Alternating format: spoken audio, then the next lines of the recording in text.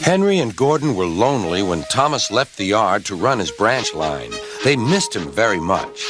They had more work to do and had to fetch their own coaches. The big engines thought they were too important to fetch coaches. James grumbled too. "We get no rest, we get no rest," they all complained. But the coaches only laughed. "You're lazy and slack, you're lazy and slack," they answered. Altogether, the engines were causing Sir Topham Hatt a great deal of trouble. The big stations at both ends of the line each have a turntable.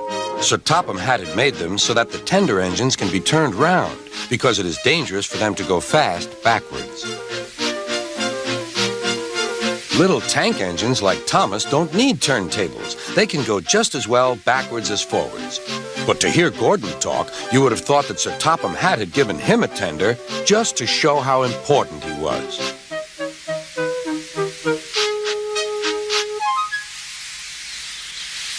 "You don't understand, little Thomas. We tender engines have a position to keep up.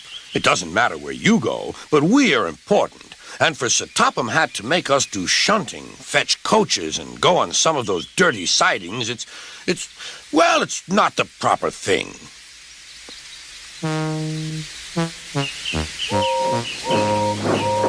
Thomas chuckled and went off with Annie and Clarabelle. "Disgraceful," Gordon hissed as he ran backwards to the turntable. The turntable was in a windy place close to the sea, and if he was not on it just right, he put it out of balance and made it difficult to turn. Today, Gordon was in a bad temper, and the wind was blowing fiercely.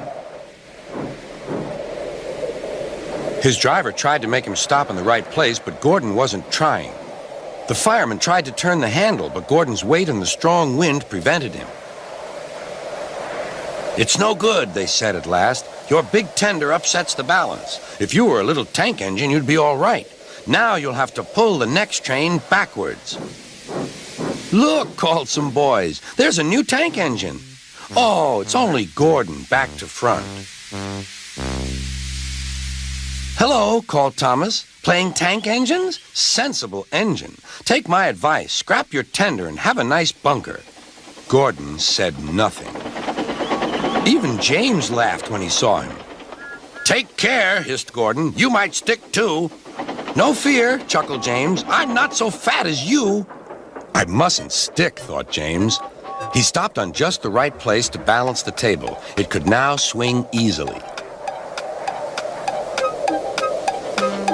Gordon arrived in time to see everything.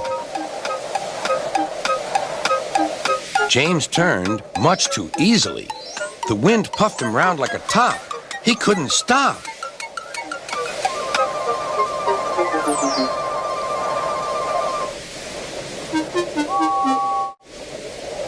"Well, well," said Gordon. "Are you playing roundabouts?" Poor James, feeling quite giddy, rolled off to the shed without a word.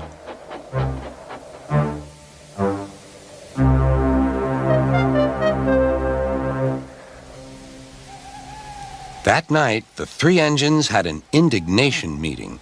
"It's shameful to treat tender engines like this. Gordon has to go backwards, and people think he's a tank engine. James spins round like a top, and everyone laughs at us. And to add to that, Sir Topham Hatt makes us all shunt in dirty sidings. Ugh!" "Listen," said Gordon. He whispered something to the others. "We'll do it tomorrow. Sir Topham Hatt will look silly."